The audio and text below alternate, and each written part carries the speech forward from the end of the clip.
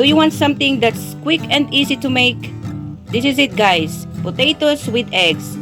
Yum, yum. Okay, guys, let's start by cooking our potatoes. Fry our potatoes just like this, guys. So I just cut my potatoes into small cubes just like this. And let's cook this down, guys, until it's fully cooked. Our potatoes is almost cooked, guys, and I really want it to be cooked nicely. Now we can season our potatoes, guys. This is a half of chicken cube, and make sure that it's nicely melted. Let's add our salt, black pepper,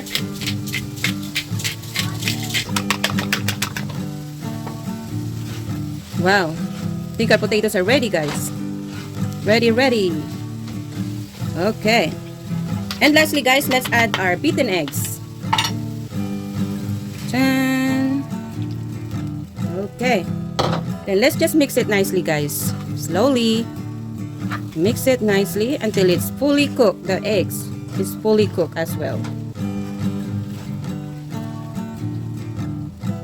Wow, it's looking great. This is how we want it, guys. Have you tried this before? This is just a very simple potato recipe with eggs. And this is just a very few ingredients, guys. And we can have it in minutes. We can make this in minutes, guys. Look at this. Wow. This is it, guys. Serve and enjoy. Yum, yum. Look at that.